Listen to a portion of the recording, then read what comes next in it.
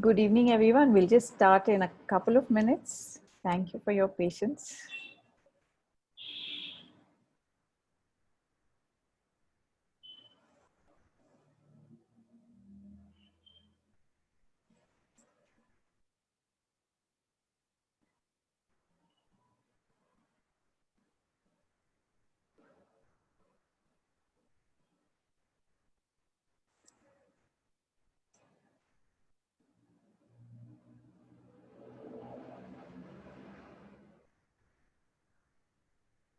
Okay.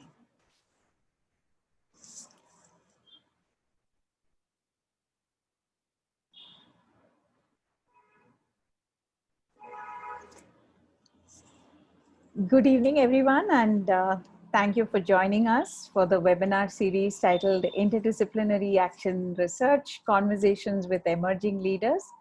Just a little bit about why these conversations.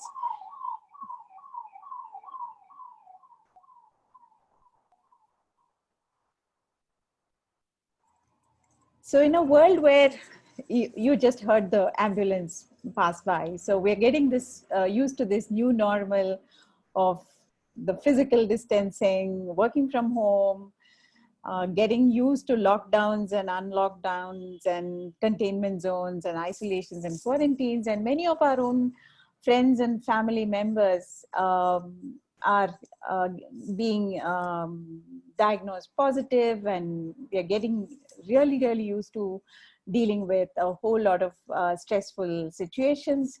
At the same time, the economy around us has crashed, and the unorganized and informal communities who constitute a majority of the population are left grievously impaired and are trying various ways to cope with their lives and livelihoods. So in this climate of despair, various young researchers and activists have been working on emerging trends in the interdisciplinary action research, which address some of the most pressing issues of our times. And that too from various sectors of urban planning, public health, sociology, ecology, the digital commons, education, migration studies, and informal economy, entrepreneurship, and more. So such ideas and explorations deserve public focus, and their voices need to be heard. So given this post-pandemic situation and the difficulties to meet and discuss these kind of ideas, the Center for Financial Accountability and Environment Support Group collaborated to bring to focus various exciting explorations by young researchers from across India. So in this webinar series, we have attempted to draw attention to such quiet and interdisciplinary efforts by emerging researchers and leaders through in-depth and engaging conversations. And in the process, the series aims to create spaces for interaction between academia and civil society, and also students and the wide public. So these webinars have been scheduled every Thursday between 5 to 6:30 p.m. and is open to all through prior registration. And today's is the 7th in the series, and it is titled Ensuring Commons in Digital Commons, Licensing and Ownership. So we have with us today Anivar Arvind and Sunil Abraham. So to those of us who need introduction to both of them, Anivar Arvind is a public interest technologist working in the intersection of technology, law, and human rights. He is a free and open source evangelist and contributed to various digital commons movements. He has made significant interventions in technology policy, internet governance, language technology, identity, digital payments, etc. He is also part of the leadership team in the Swatantra Malayalam computing and currently serving in the advisory board of Software Freedom Law Center, India. And Sunil Abraham is an endowed professor for digital policy and design practices at the Artis University for the Arts at the Netherlands. I will hand over the forum to Sunil, who will be moderating the session, and he'll also give us a brief introduction to today's topic. And before I hand over the forum, a little housekeeping rules that we'll all keep our microphones on silent on mute, our cell phones on silent. And if we have questions, we'll key it into the chat box so that it's easy for our moderator to take it up. Those of you who want to say something, do raise your hand and our moderator will make time for it. Over to you, Sunil, and thanks again to both Arvind and Sunil for agreeing to be part of this webinar series. Over to you. Thank you so much, Bhargavi, for that very kind introduction. And before I begin, of course, I should place on record thanks to both CFA and ESG for organizing this series of interactions. It is, for me, absolute privilege and pleasure to moderate a session where Anivar Aravind is the resource person.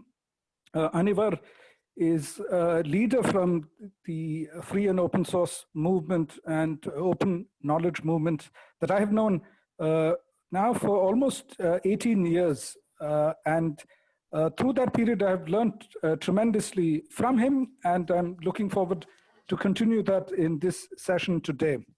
I'm not going to give an introduction to Anivar's presentation. What I'm going to do is give some background so that people will know where we are when it comes to the battle between those that don't want digital commons and don't want openness, and those that want openness and want to protect the digital commons. So first, I'm going to sort of give a very telegrammatic introduction to this phrase, digital commons. As far as I understand it, digital commons includes things such as free and open source software, open standards, open content. Under the big umbrella of open content, we have subcategories such as open access, especially when it comes to scholarly journals, journal articles, open educational resources, and I think the Wikimedia movement itself needs another subcategory under open content. Then we have the world of open data, and especially open government data, where over the last 10 years, there has been a lot of focus. And then there are the more sectoral applications of openness, such as open science and open hardware, and so on. With the exception for the first phrase, free and open source software, where there are canonical definitions for both the phrase free software and the phrase open source software. Most of the other phrases that I have used under the big definition of digital commons don't come with consensus definitions. There have been historically battles around the definitions itself. So when it comes to understanding the historical attacks on digital commons and the free and open source software world, I should first take you to the mid-2000s. And this is the big battle between OOXML and ODT. This was a time in history where governments across the world were considering national free and open source policies, which would guide their public procurement. And basically what these governments were trying to do was implement the principle that public money or taxes should be used for publicly licensed software. And when this happened, immediately proprietary software vendors decided to attack these national policies, and they did that by subverting the definition of open standards itself. What they claimed was that those open standards that implemented patents, especially patents that were available under either a RAND or FRAND term, and RAND here is reasonable and non-discriminatory, and FRAND is fair, reasonable, and non-discriminatory terms. As long as these patents were available under those terms, that means a small royalty would apply, then they wanted those standards also to be considered open standards under these national free and open source software policies and open standards policies. But still, apart from the OOXML debacle, these policies did go through across many countries across the world and became the global consensus. But then there was a sort of technological paradigm shift, which, according to me, constitutes the second major attack on the free and open source world. And this is the shift from COTS, or commercial off-the-shelf software, or also known as client-side software, to the paradigm of software as a service, where you no longer downloaded software onto your own device and therefore went through the licensing process. You were actually using software as a service. Most of the national policies around licensing did not have a requirement that hosted services also make their software available under an open source license. So this was a technological circumvention of these national open source policies. And the most recent attack on openness is the attack that takes the form of the promotion of open APIs. And in the Indian context, you can see this most clearly with the Node consultation paper. And in this consultation paper, the question is directly asked, should we really have free and open source software and open standards mandates when it comes to e-governance implementation? Is it time to get rid of all of that and just have open APIs? And open APIs has a very different history from all the other forms of openness that I have spoken about so far. Open APIs comes from the world of banking, and from a particular moment in time when governments wanted to allow emerging technological players or fintechs to compete with the incumbent banks. And they wanted to also harden the ecosystem. What was happening is many financial intermediaries had implemented technologies like screen scraping, where it was necessary for the account holder to share passwords with the account aggregators. And this is, of course, hugely risky architecture. To address that, what was decided is that there would be open banking APIs through which personal information could be extracted by financial intermediaries and fintechs. And this sort of also, the moment you bring this open API logic into the world of e-governance, it blurs the border between open data and private data, or privacy law. So the bright border that existed between transparency law and privacy law starts to get muddled. The open data movement, of course, is a child, if you will, of the much older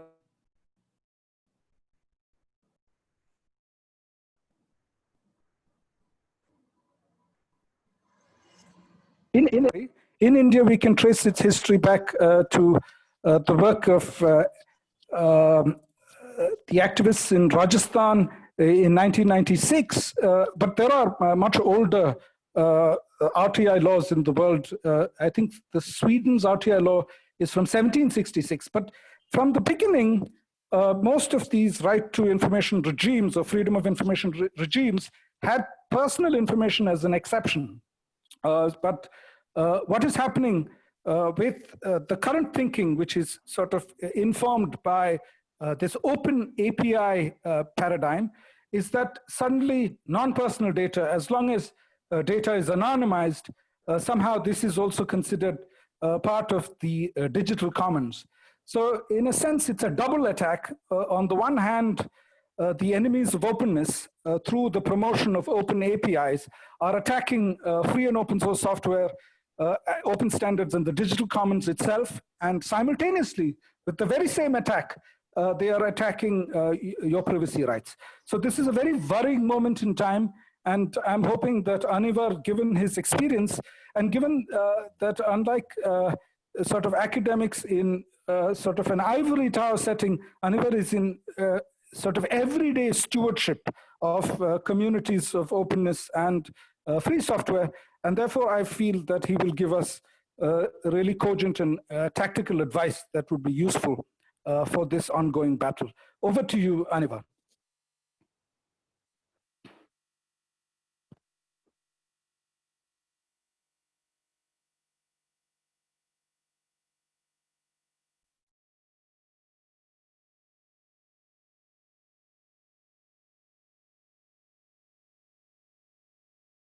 Yeah, I'm just having some small connection issues. Just give me a minute. I'll come back.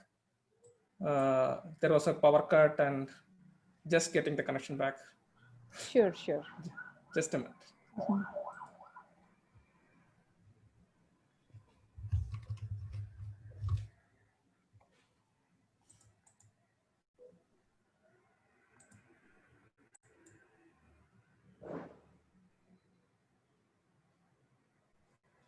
Maybe I will just say one more thing about how closely different types of openness are connected within the bigger umbrella of digital commons. So at the surface, it is not very clear why open standards and open software should be considered very much part of the same thing. But there was a person who used to work for IBM, if I'm not mistaken, Simon Phipps. And Simon Phipps said that open standards are like the canary in the coal mine. Free software is like the canary in the coal mine when it comes to open standards. How do you know that a particular standard is open? You know that it's open only if you can have a free software implementation of the standard. So suppose you had a supposed open standard with a FRAND or RAND implication, then the free software implementation would necessarily have to pay a license fee, no matter how small it is. And because that is not possible, you can make the assertion quite confidently from the perspective of the open source community that that is not an open standard. And therefore, free software acts like a test when it comes to determining whether something is an open standard or not. So just a little more clarity. Over to you, Anivar. I see that you're back.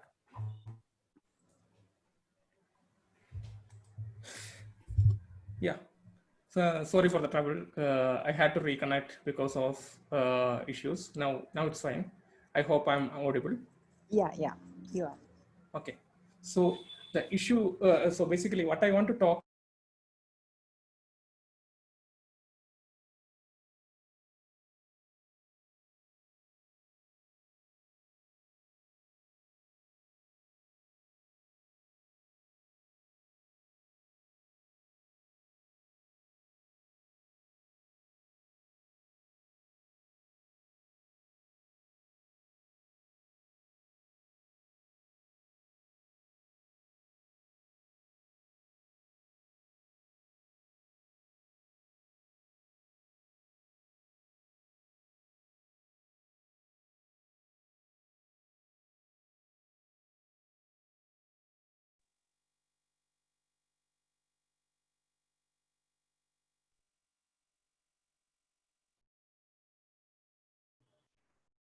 Yeah, I think we have lost Anivar again. Sunil, would you like to continue with what you were saying so that he can join us back? I didn't have much more to say in terms of introductory comments. So maybe at this time, if there are others that want to sort of perhaps park their questions in advance or even make some background or introductory comments, we can pass the speaking stick around and see if there is. It looks like Anivar is back. Yeah, he's back. Yeah, Anivar. Yeah. Sorry. So, sorry for the trouble. So this is, I think, Wi-Fi switching again. Sorry. So in short, so what I'm trying to start is primarily. So I started with rights-based movements, participating in anti-Trump struggles, participating in right to water movements in Plachimata, Coca-Cola issues. So and after some point of time, when the commons terminology got popularized after Eleanor Ostrom and her work, around, I think, around at the end of 90s and 2000s, I felt this is something like a new language for existing rights-based movements, especially around the management of common property resources, which is basically, in other words, it is asking to consider that the local governance practices of communities around managing these resources.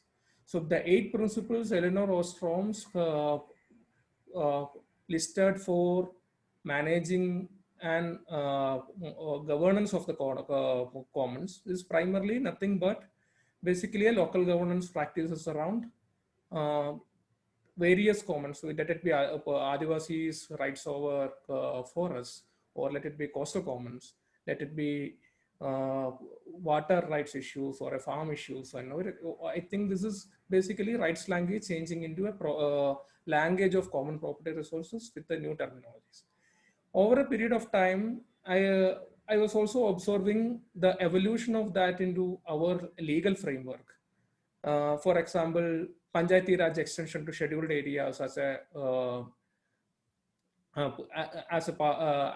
constitutional amendment, how the commons idea incorporated into forest rights acts, and how that is seeing in the movements and the terminologies.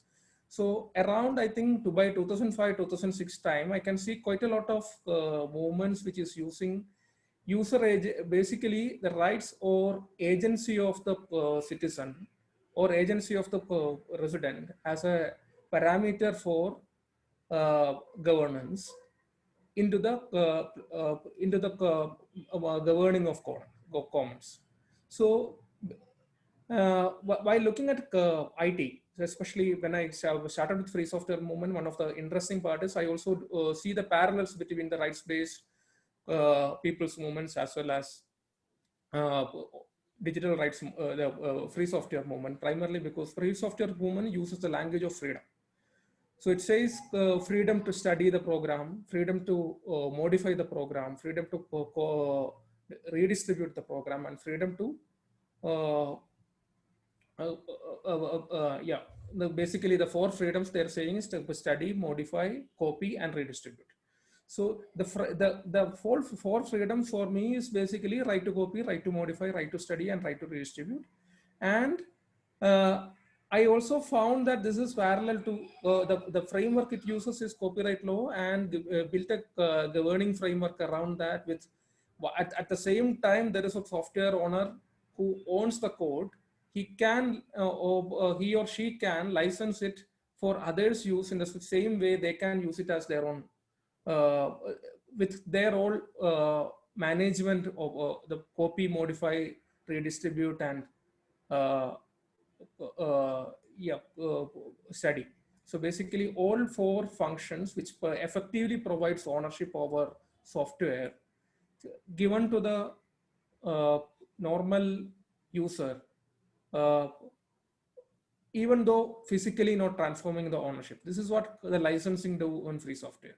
If you look on commons movements, the other digital commons movements like Creative Commons or the evolution of Wikipedia or evolution of OpenStreetMap, all of them use similar kind of techniques. And this is the time of users becoming more producers of the web. Web 2.0 is evolving, more centralized, but at the same time, participatory platforms are evolving. So this created a situation in which knowledge or information can be governed with a more community way, and that can have impacts over how you manage this on a digital environment, and that effectively provides ownership for people to manage and modify it.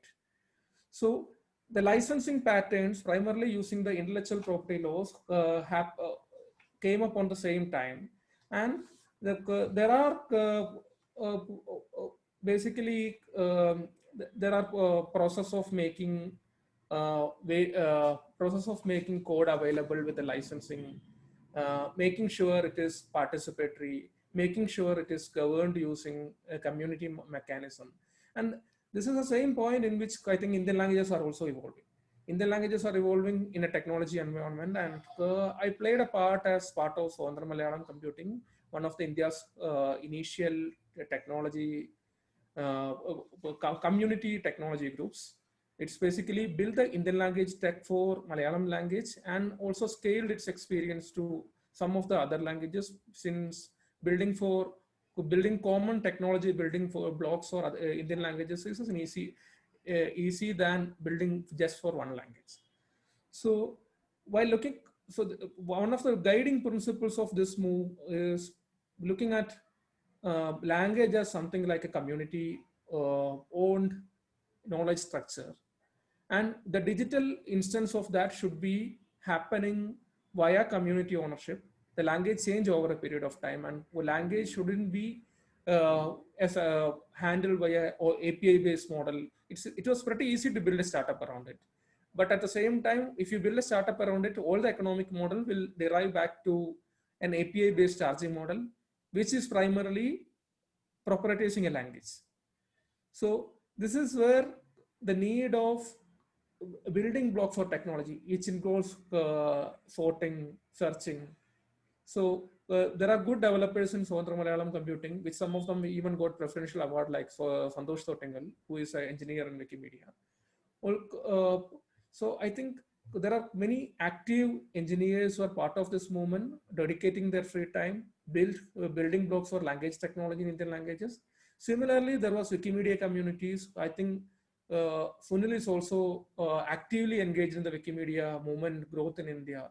Center for Internet Society have an access to knowledge program. They also contributed actively into the growth of Wikimedia communities in India when he was the executive director.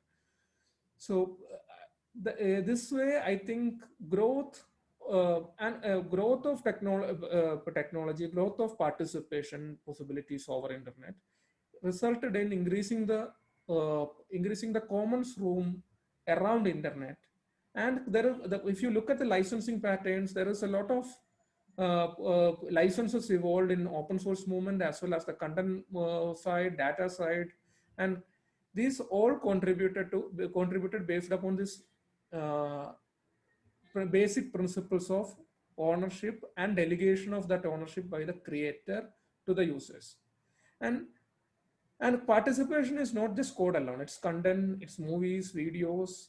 If you look at Creative Commons movement, it can be logs of your travel. If you look at Open Street Map, and many of these mapping movements help in even disaster responses. For example, right now in Kerala, there is a active open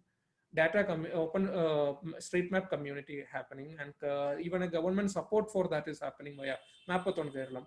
There is even fights between the groups, but at the same time, what happening is a governance is happening over to the set of rules set by the community. Some people may delete a stream, but at the same time, there will be community do auto correction, just like how Wikipedia auto corrected on its maybe 5 years back. Then now with the increase of internet trolls and the kind of use of spread of misinformation, Wikipedia may not be able to do that because if there is no that much active community. But at the same time, preserving the commons and setting the rules for that and the guiding principles for that, especially in the same way of Elinor Ostrom, how she defined that 8 principles, is pretty common among the most of these digital commons movements. And moving next to standards movement, Sunil earlier mentioned about the various standardization movement during the OXML time. Basically, there is a 2 standards fight in India, OXML and ODF. This is a fight in ISO, and India, there is this fight was very much visible. India is one of the few countries which voted no 2 times in ISO voting against OXML. Microsoft was using all its funded NGOs with Bill and Melinda Foundation and all their other contacts for sending support letters to government. So at that time, Indian academia community and Indian free software community worked together and prevented OXML from supported by Bureau of Indian Standards. Especially even Indian academic institutions also played a key role in that. I think this commons idea was spreading in India actively in a period of, I think, until 2010, 2012 time. And as a result of that, you can see various kind of similar adoptions in policy. For example, the Kerala IT policy in 2007 addressed called itself as a knowledge society policy, addressing various segments of the society as a way in which how to improve that segment. For example, this is a time in which most of the Indian states are giving free electricity, free office space, and against all these things against job generation in technology parks. So one of the changes it brought in was even bringing inclusion as a part of treating IT for development of the society. So in this part, even there was even speech technologies developed. There is even insistence for addressing e-waste. So sustenance of the society by bringing in technology policy and regulations into the segment was one of the good moments seen on that time. Similar in a way similar to that, I think Sam Pitroda, when he was chair of the Knowledge Commission, he was also pushing similar ideas into the national policy, along with the support from academia and free software community, which resulted in a change in significant change in Indian government's IT systems with more transparency. Initial mission mode projects started in 2007 had more focus on using IT as a way for improving various segments. For example, a mission mode project for agriculture, and various similar segments were there at that point of time. So, but adoption of a mandatory open source policy for governance systems. Basically, if it is a rights handling systems, basically it's handling rights of the commons in a digital system. That the code which governs citizen need to be open and public with the participation rights of people to modify, redistribute, copy, study, and redistribute is something like a fundamental digital freedom movement. It's in 2014 that national policy on mandatory open source policy of Government of India and a framework for that is out. So there is a, as Sunil mentioned earlier, there is also a national standard for national standard for national open standard for e-governance, I think. Yeah, that is the name. Came up in 2012. There is also a collective of people, including many people from free software movement. I think Sunil was hosted some of the initial meeting on this. There is a group called FOSCOM, which is pushing similar kind of policies into the government. If you look at 2009 India government's in 2009 elections, IT manifestos of most of the political parties, you can easily see free software is a active point in this policy narrative in even in the manifestos, even including in BJP's, CPIM's, Congress. Everyone talked about adopting free and open source software, as well as I think there was even points about adopting even open content policies, which there is also NME ICT project of Government of India, which adopted open content policies, which resulted in National Mission for ICT in Education changing into more open content driven policies. The projects like spoken tutorials by government also ensured that whoever creates the spoken tutorials in Indian languages or English or whichever language, it will be available under a free content license. So Commons movement have an active policy moment in India and India's GovTech history, ensuring the rights of citizens as well as ensuring the knowledge common space in 2010, 2013, 14 period. But at the same time, or after that, what we are seeing is the active policy space on digital commons as well as free and open source and open content in India automatically changed over a period of time into something like more in the name of a GovTech policy of evolution, it is changed into more closed government, more restrictive practices. And now people even forget this past for histories, as if you look at the node consultation paper, as which Sunil mentioned earlier. So this is the context in which digital commons need to be discussed in India, and the new terminology evolution is also happening in the same space. So if you look at Elinor Ostrom's initial ideas, you know that there is a concept called public good, and how the public good is defined. Public good is more non-exclusive and non-rivalrous.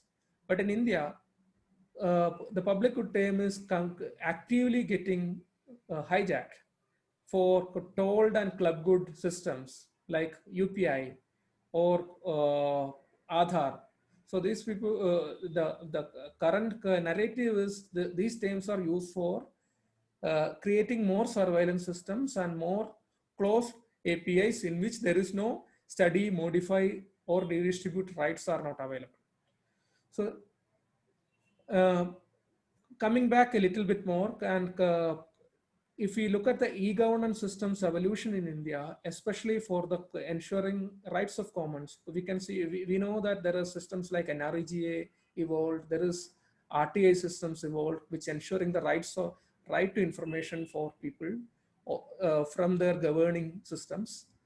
So, but all these changes, there was Forest Rights Act evolution, which ensured rights of indigenous communities over forests. There is Forest Rights Acts also resulted in the people like people in Niyamgiri conducting their own meetings and creating their own rules based upon the PESA framework and Forest Rights Act to protect their land from mining mafias. So this connection between traditional moving digital was 2010 was the moment in which that was mostly happening, and we were in the peak of that. There was also adoption of best open source practices like in governance, like open government data, collaboration between India and US. So data become data and open data, as well as open content, open source, free and open source, and all of them were active part of the government domain, along with the right to information of people. But over a decade, with the introduction of identity systems like Aadhaar, which primarily pushed centralization in government actively in a major way, and used every opportunity as a way for creating more data points to a dashboard governance. Primarily, the governance possibility and governance, the data points available for people, as well as the code points available for people to participate in the code that governs them, participate in the governance system that create information logs about them, was reduced significantly over a period of last 10 years. So as a result, we are seeing many societal indications. We know India was a trust peak at 2010, and now in 2019 and 2020 starting, government was struggling to run even a census, primarily because the trust on the government primarily comes from a user agency. Trust is a mutual parameter which primarily need both users trust in the institution, as well as the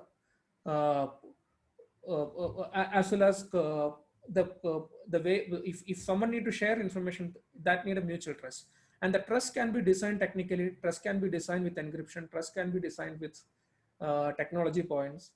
Similarly, user agency can be designed with tech. User agency can be designed with consent. User agency can be designed with distributed IDs, multiple, even with centralized IDs. But the trust and user agency, two crucial points in Indian policy, the trust landscape, especially between the citizen and government, automatically got lost in the last 10 years, primarily because of the over centralization and destroyal of the destruction of the mechanism through which consent is collected. For example, NREGA, they used to conduct the consent camps, which rhymes with the concentration camps for me, but the consent camps is primarily like everyone comes together to a camp, give your thumb impression to seed into the government seeding systems, and open the bank account with some of the bank representatives available, and your payment will come to that bank, right? So finance is a part of any governance model. This is primarily tech is coming into handling citizen rights. And when we are revisiting that Elinor Ostrom's 8 rules from this point, what Elinor Ostrom says is this: 1, define clear group boundaries, match rules governing use of common goods to local needs and conditions, ensure those affected by the rules can participate and modify in the rules, make sure the rulemaking rights of a community members are respected by outside authorities, develop a system carried out by community members for monitoring the behavior, use graduated sanctions for rule violators, provide accessible low-cost means for dispute resolution, build responsibility for governing the common resource in nested tiers from the lowest level up from the entire interconnected system. So in my look at this, all 8 principles got totally attacked over a period of last 10 years. And now we are seeing like new system evolutions with the new histories of government tech without respecting the past histories in which an openness was active frame in government tech histories. And the terminology is like common is also getting actively hijacked in the name of data commons. And this is important mainly because right now, when new pharma bills are around the corner in discussions, what it primarily brings is creating new. It says that if you look at RBI's account aggregator or even new agri fintech boom coming in, it's all says you have right to your data, but at the same time they won't talk about how data is handled. That primarily the process of what is data? Data is not an asset. It's only the structured data is an asset. Data can be content, or it can be it is not useful for everything or anything. It's a false narrative. That basically only structured data can be useful, or there with the machine learning maybe some of the unstructured data can be converted into structured data. So that process involves tech, standards, protocols, and it's a complex playground of ownership of schemas as well as the standards. So this again comes back to the standards, protocol, and their ownership and citizens' participation on the participation as well as the say in the rule making, which is basically the standard making in this case. But at the same time, what happens in this space now? This is basically a set of players bringing their own standards, but they won't talk about standards. They will talk about only about the data. So interoperability between standards is also important if you want to switch between this, ensure the commons rights on the new digital. So, but at the same time, if you look at the Sri Krishna committee bill on personal data protection law, interoperability come with a fee, and openness of the space is not nobody's concern. So primarily around rights and data, interoperability to portability depends on openness of the space, but this space is getting commoditized in an active way, along with active players are getting hijacking the state institutions, which builds such protocols or standards. If you look at unstructured to structured, this is also very important point. Most of the Indian languages need to go through this step of growth in Indian language internet, and its processing capabilities also depends on tech for this. But who build the tech? it has to be native speakers and the expert who have to build this tech. This is where I said the example of Swandra Malayalam Computing before. But at the same time, government earlier had research institution funding for building the tech for this, but now it's mostly thinking like the internet companies will come and build tech for this, and automatically the tech will be available for this. And the new narrative of non-personal data, personal data classification, especially after the privacy bill, because the personal data and its sharing have proportionality restrictions. So this categorization itself is having its own problems, and categorizing data as something unique and that is common as a resource itself is a misconception. So bringing commons practice into data governance without ownership or licensing or user agency into the digital is a false paradigm, which primarily plans to take data points for a resource, data points for primarily for enabling a new market of flow-based lending.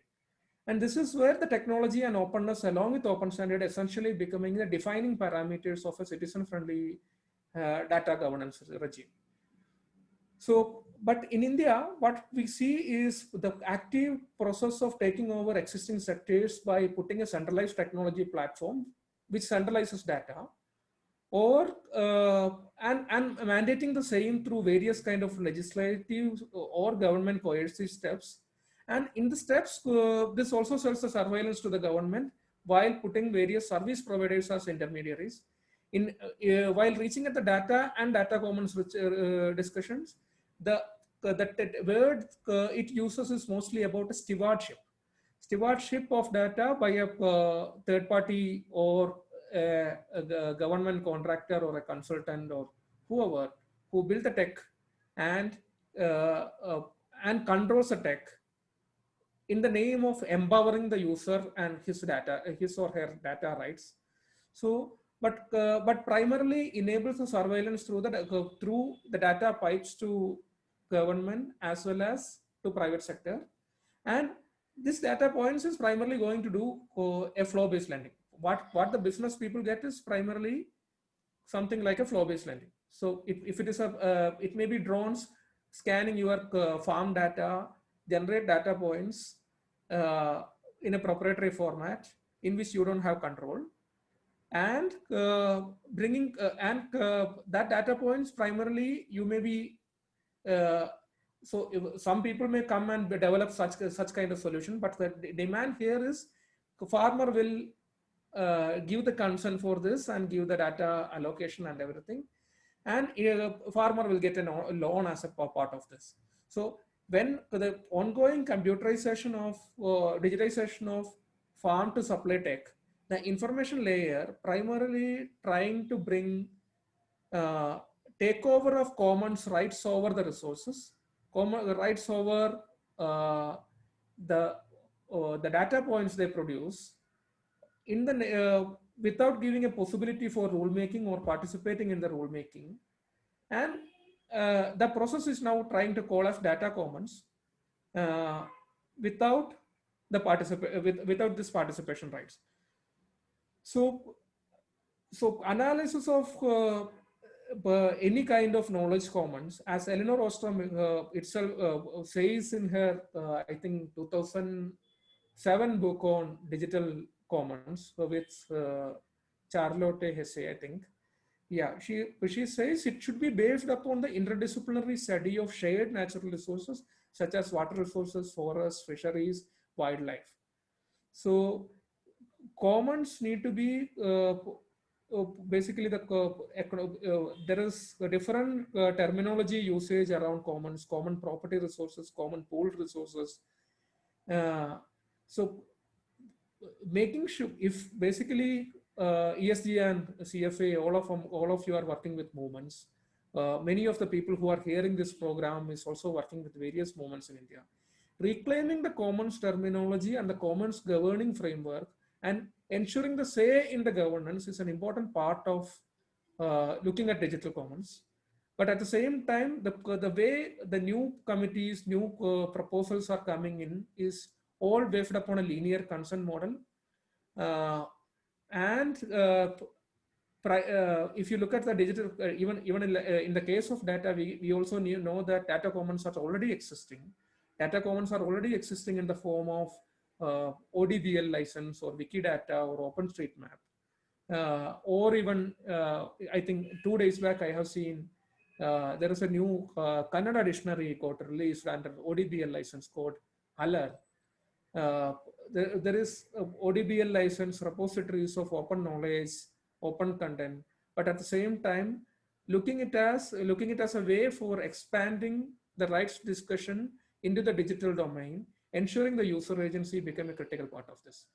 And on a consent discussion, I think the consent discussions as a delegation of permissions itself need to go through more detailed manner. It shouldn't be the NREGA consent camps model where consent is given only one time, and what right now going to create is more data fiduciaries. We need something like a self-expiring, time-based consent models, and new ways in which the protocols can be governed under the same 4 principles, in which especially around copying, studying, and modifying and redistributing, with the community permission and the ability for implementing the same in an interoperable way.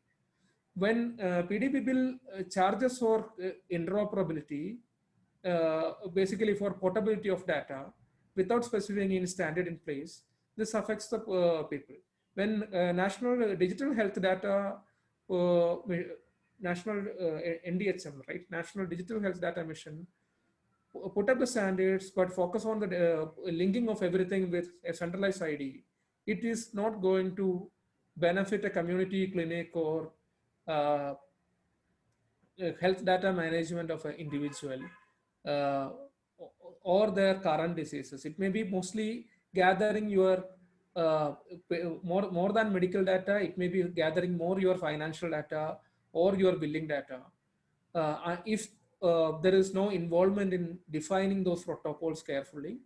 But at the same time, if you look at the consultation scheme around this, all these consultations are currently ongoing. NDHM consultation is currently ongoing, pushed with a very limited time frame in place, without wider participation of communities handling work with communities or even groups working with various civil society communities. And I think one of the things Leo mentioned long back in Sri Krishna committee is consultation in Bangalore. I think one of the key part of that was the process of planning, especially when it is affecting the life of people, have a clear constitutional process in India. That's primarily ensuring the rights, which is basically the PESA. Panchayati Raj, so how to do a planning process from a local ground to Panchayati Raj level to various levels of your to the top level is clearly mentioned in a constitution. Instead of looking at it, we are handling some city-based process, dehumanizing the whole process of consultations around the evolution of GovTech in India, with some centralized think tank feedback collection environment alone, without the actual participation of real people. This is where I think the user agency of Indian residents need to be reclaimed in the public policy making. Also, I think the existing, many of these existing frames, including the licensing questions, are like the existing digital commons licensing is primarily based upon the copyright law. There may be need of building new kind of frames while laws are moving more digital, especially we mentioned about the Forest Rights Act. What if the Forest Rights Act is moving digital? How you do the consent in a digital environment? How you do the Gram Sabha meeting on a digital environment? All these are critical questions, basically.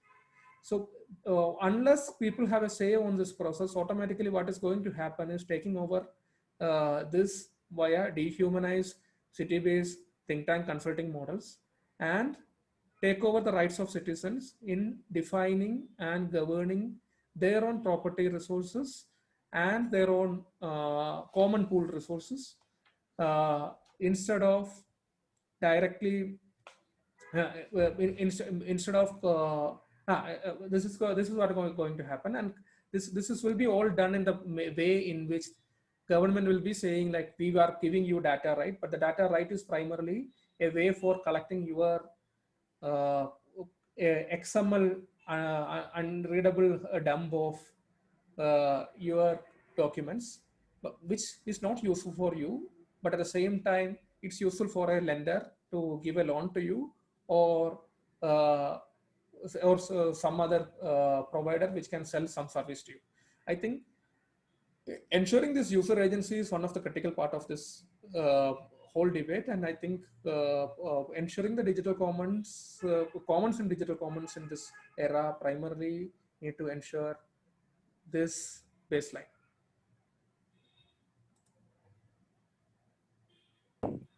If there is any. Thank you so much, Anivar, for that wonderful presentation.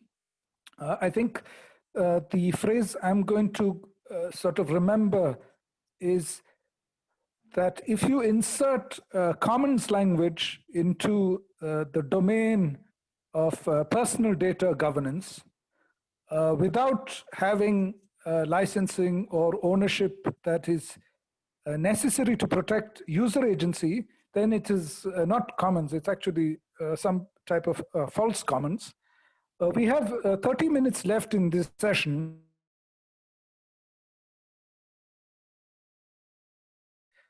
So far, I can't see any. I hope I'm looking at the right screen on my phone.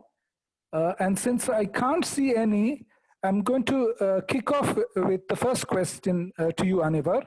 Everything that you said about Elinor Ostrom and her 8 principles sounds like appropriate things when the commons is focused on some kind of community-linked resource.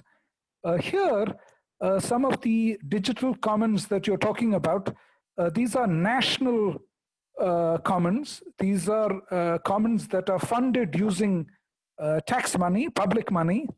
So do you feel that there should be some different logic when it comes to these digital commons that are funded by national resources, such as the things around India Stack and so on, if some of those components could become more open? I think there is no, I think, public funding to India Stack at all. India Stack, in my opinion, I expressed it multiple times, is a PR project alone, just a brand name project alone. It does not have any code. It's primarily what it does is it takes away the responsibility. It's a set of industry volunteers working with government, helping government to evade the responsibility via RTI or CAG, as this is something from their own video available on YouTube, and build a system and put it back to some of the agency, which most probably won't be government. It's primary in the case of UPI, it's NPCI, which is a private private non-profit, and they say they are even not under RTI as per some of the CAC petitions. And in the case of Aadhaar, the most of the volunteer work is done through NISG, which is another PPP set up by government. But whatever code they build will be going back to government. In the case of GSTN, it's also a private entity. So basically, there is no public money directly involved in this with the government spending, but at the same time, government institutions may be using this. So India Stack, it's not open, but at the same time, they use a lot of terms like public good, they quote Elinor Ostrom, they claim that UPI is public good, they claim Aadhaar APIs are public good, they claim each and every pieces they built are public good. But at the same time, if you look at this carefully, you can know that even the participation got limited by the member banks in member banks in NPCI and UPI case. It's limited with the legal contracts with UIDAI in the case of Aadhaar APIs. It's in the case of the upcoming layers or whatever it is, it's not a consultative process at all. And whatever they develop are not under a free or open source licenses at all. Even though Government of India have policies mandating the code, all the government code projects need to be mandatorily open source. Nobody takes a care of, nobody even consider that as just like a, it's like a doormat in front of the MIT, I think. So this is the context in which this is happening. So government spending money, I think in the eighth principle, Elinor says is build responsibility for governing the common resource in nested tiers from the lowest tier to the entire interconnected system. So lowest tier is important and entire interconnection system is important and the tiers are important. So, but at the same time, here we can see is just centralization alone and not the tiers. Even the commons can be rural, local, or even national, or even international, or just global as we see in most of the digital commons case. I hope I addressed the question. Yes, yes, thank you so much. We have two more questions now in the chat. The first is from Bhargavi, and she's asking about the Arogya Setu app and what the implications are, particularly in the light of the challenge. I think this is a challenge that you have brought along with Software Freedom Law Center in the Karnataka High Court. And the second question is from Nishank N. I hope I got that name right. And here the question is, what about the involvement of Google and Microsoft in the free and open source movement? And to what degree is this involvement a threat to the digital commons? This is a wonderful question. Yeah, I hope you can answer both.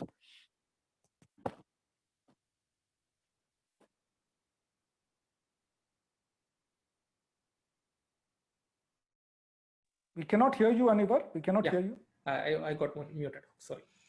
Yeah. On to Bhargavi's question, I'm a petitioner on Arogya Setu app and its mandatoriness, along with its data, and also questioning its data sharing as well as absence of open sourcing in Karnataka High Court.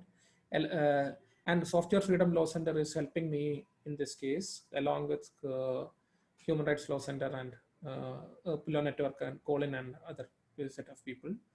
So in this case, why I petitioned is also because this is like in a time in which everything is getting increasingly digital. This is encroaching into your personal devices. So personal devices, what need to be installed and what not to be installed is basically a personal freedom. But at the same time, in a COVID pandemic treating situation, this need to be treated more as a way of treating people as partners in the process to voluntarily do that than mandating it through employers, mandating it through police, asking you to unlock and check at various points in the terminals. So, and petition brought some positive results. It's still ongoing. Some basically the flights and all self-declaration is only needed now. For the Bangalore Metro's mandatory condition is gone. But the legality of that need to be questioned. For I feel Arogya Setu at this point is more a regulatory testing mechanism for enabling the digital health ID than working as a independent. So basically, it's primarily test the data sharing model with a link called openapi.arogyasetu.org gov.in, even though there is no API spec available publicly. It's all closed, but and primarily enables a path for data sharing for an National Digital Health ID coming up, which is also have critical linkages with everything. So similar kind of multiple Sedus are getting experimented. I think Srikanth and some of the friends are checking that. There are efforts like KYC Setu, multiple other Setus from Niti Aayog. I think 7 or 8 similar projects are ongoing. I think if Arogya Setu is not questioned, automatically this will get into every device on government mandating what should you use in your own device. So, and second question is about the software giants. So I think software giants and their data collection practices as well as the information collected practices are known.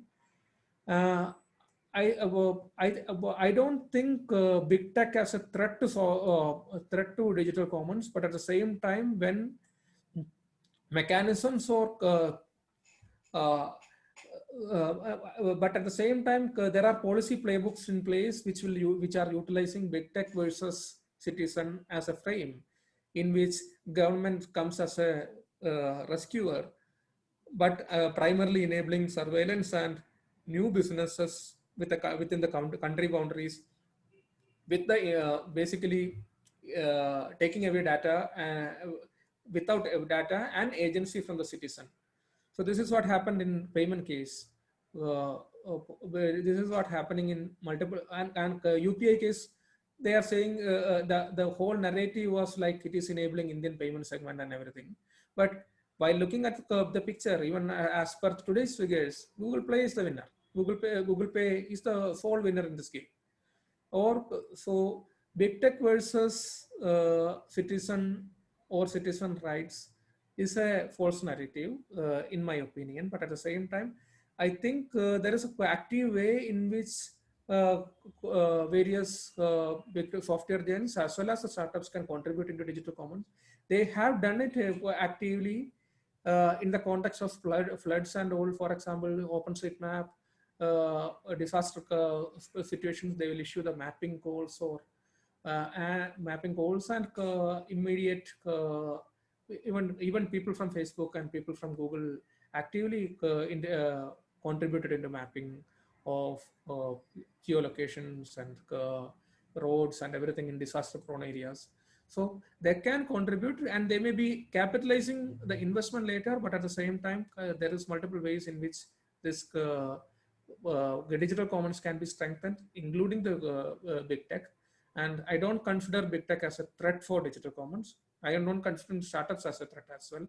What I consider is primarily the people who build the platforms without the user agency as the threat for the evolution of digital commons. Thank you so much, Anivat. There are a whole set of new questions. There's a comment from Maithili Raju, and she says that it would be nice if you could have had a PowerPoint presentation. Akshay S. Dinesh, I think building on what you said about no money or no public money going into the digital infrastructure of India Stack, Akshay says, isn't it like the government is freeloading on private efforts to build digital infrastructure? Isn't that a good thing? And what are the alternatives that the government has? And then Anuj has asked a question on distributed identity, if you could expand on that. And shall I go on, Anivar? Or, I think we can answer this and then go. Okay. Yeah, especially in the context of freeloading private efforts and on digital infrastructure, I think digital infrastructure building can be a participatory affair. So basically, we know anyway the Arogya Setu got mentioned earlier. So Arogya Setu was an opportunity for government to regain the trust, which it lost over a period of 10 years. And we have seen that on an FCCI issue, as I mentioned earlier. So regain the trust by opening up the code and ensuring the citizens' participation in the code that governs them.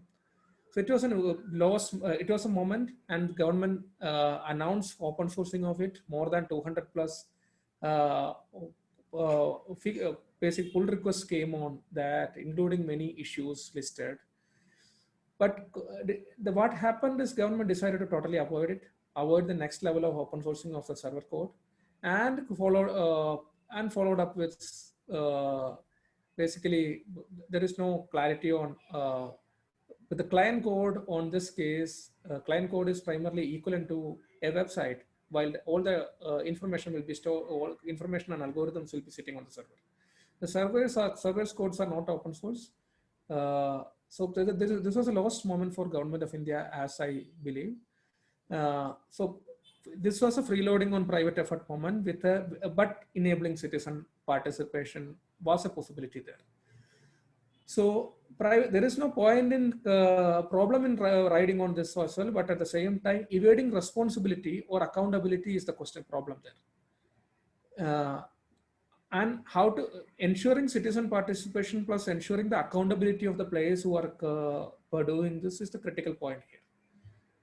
And next question was more on the PowerPoint presentation. So basically the slides, I think I was unsure about the type of audience I need to address.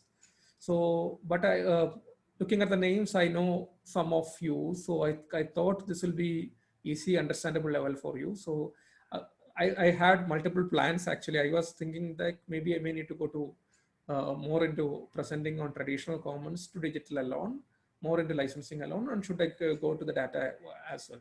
So that's why I didn't prepare a presentation. Maybe on a, if everyone interested, maybe we can do a follow-up session, I think.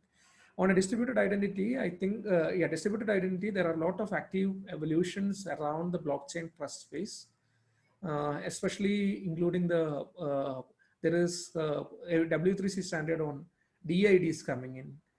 There is multiple trust over IP is an active discussion topic. There is even Linux Foundation standard, Hyperledger standard. Hyperledger have a group called Trust over IP Foundation, which builds on top of Hyperledger IDs. Technically, there are multiple ways in which distributed IDs can be supported over a blockchain, ensuring the user agency. I think I understand that there is more need of more technical evolution is needed on those many fronts, but at the same time, instead of centralization, multiple kind of technology design possibilities are existing and actively evolving, and that this is important mainly because there is also concepts of Web3 also evolving over the blockchain, right? So that is now still more amorphous term to define, mostly around because since people are from centralized platforms, people move into information stored over multiple nodes. How to do the data transfer between the nodes is a critical question. So there is multiple ways in technical implementation of same, and those rooms need to be explored, especially since our data design formats are more in that level. Thank you, Anirban. I'm going to give you your next 3 questions from the chat, and if you could answer them briefly because we have only 13 minutes left. Yeah. The first is, if you could give little more details about the Bill and Melinda Gates Foundation push for Microsoft's business agenda. There's a question from Bhargavi, but because Bhargavi is an organizer, I'm going to give that a skip, and we've already asked you one Bhargavi question.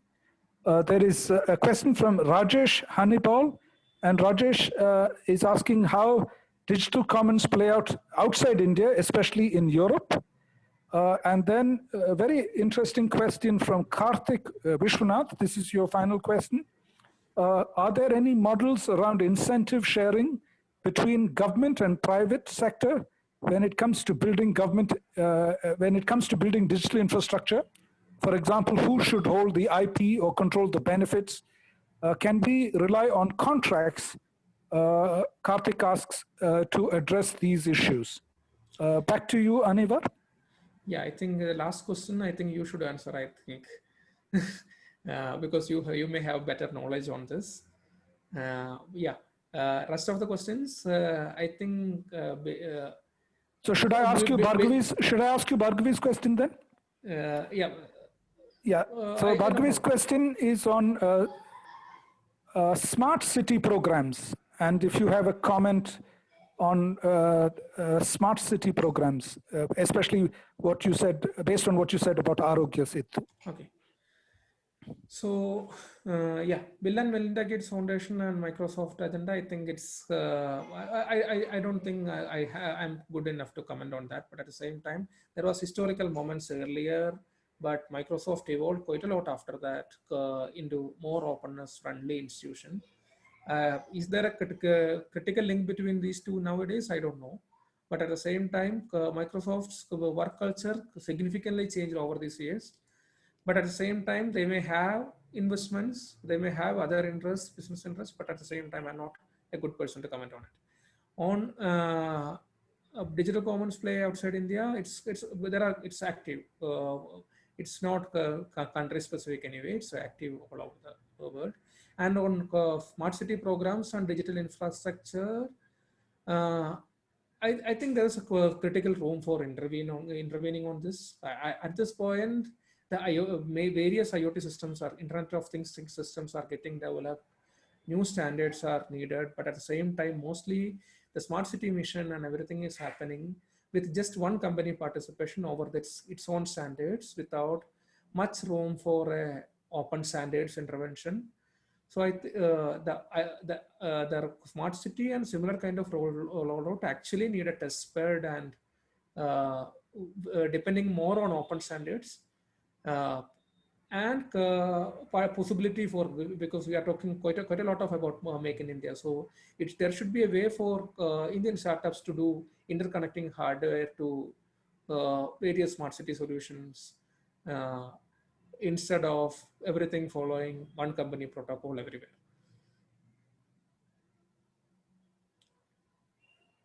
On incentives and benefits, I think Sunil, you may be able to handle that better. I think BharatNet and TRAI and many similar kind of things you have intervened, I think. There is one more question from Karthik Anjanapar. And this question is, since India is working hard to criminalize cryptocurrencies, is blockchain a solution that can work around this? I think he's speaking about the identity issue.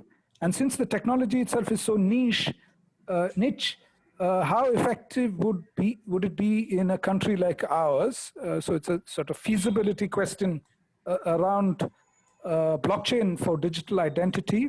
On the question of forced procurement from the private sector, I don't want to sort of make a very expansive comment during your session, Anivar, but very broadly, this is not an easy problem to solve for, and across the world, there has been more failure than success when it comes to this.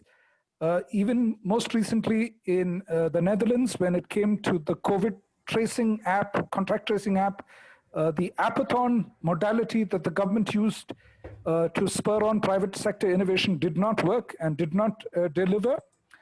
So licenses are indeed contracts, and as long as the government allows for a copy center license, like a BSD license, then the firm can be paid for the software development into the publicly available code base, but can continue to build value addition onto the same code base and exploit it as a proprietary derivative work separately. That seems to be the safest option, especially if the government has the tax money to pay for software procurement. If it doesn't, and if there has to be some kind of charge per usage, that's when you run into trouble. And even if such a system were to be put into place, it should come with a sunset, which is once the firm has recovered the investment, then it should shift back into the original model. So now, Anivar, if you could comment on blockchain and whether blockchain is an appropriate... and blockchain-based crypto are two different topics. So cryptocurrencies are two different topics. So, but at the same time, if you look at India, since most of the startups around cryptocurrencies are, so blockchain startups in India are around cryptocurrencies. And blockchain, I am not saying that blockchain is a solution for everything, but at the same time, there are efforts are happening on these grounds. And those kind of ledgering solution can be utilized in multiple ways, actually. So while, for example, right now there is a lot of discussion around one nation, one ration card. Is it good or bad, or is it needed or not, is a different question altogether. But at the same time, that's basically need to be decided with the participation of people have a say on this process, including the people who work with the PDS system, including Gene and all those people who protect the PDS environment. So, but at the same time, technical design at this point that whatever pushed in the name of one nation, one ration card is more a centralized solution. On these cases, it can be easily done, maybe without even destroying the centralized structure. The state is controlling the PDS, and each state will have a different kind of models. So without disrupting this much, this can be done through a ledger mechanism with a voucher mechanism. It's so it does not need every user need to be on the chain, but at the same time, a settlement can be on a chain. So is there a need of a centralization? Is there the ID can be federated? All this can be is primarily design questions around this.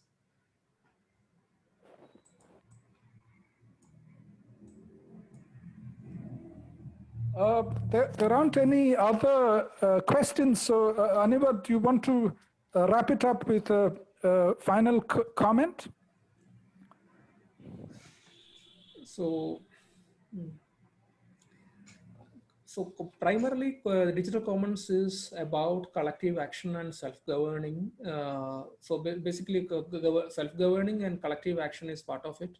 And in this presentation, what I was trying to push was that ensuring the user agency in all the ongoing discussion around commons, especially while the new narratives like data commons are evolving without ensuring the user agency, and user agency limited between giving a permission for moving an XML file from one location to another through maybe a data fiduciary. So we need principles need to be on place correctly and a design based upon those principles instead of unlocking data to data providers is becoming more a governing option. So governing become more important these days than the commons and digital commons, and the governing space. Most discussions are around this governing space and enabling new kind of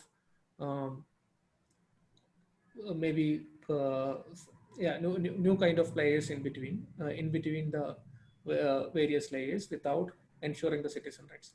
So this space need a critical intervention from citizens, citizen groups, even the groups working with the traditional movements. I hope this may evolve into a good conversation and more intervention. Thank you, ESD and CFA for this opportunity, and very much I'm very much thankful to Sunil. Sunil was a long-time colleague on the Star Openness, Star Free Software, Star Digital Commons movement. He was part of most of the efforts in which a community was part of. So thank you for agreeing to moderate this session and for your excellent questions. Over to you, sir. Thank you, Anivar. I mean, on the contrary, it is I who have learned from you. I've been just somebody from the outside trying to help the movement. You've been inside and therefore have always had much better overview and set of insights into what works and doesn't work. I enjoyed the session. I hope all our other participants did too. And thank you so much for the questions. They really helped push the conversation along. I'm going to now pass the mic back to Bhargavi to formally close this. Thank you, Sunil, for that excellent moderation, and thank you, Anivar, for that excellent talk. It was an awakening to many of us trying to grapple with what's happening around us with all the digitization.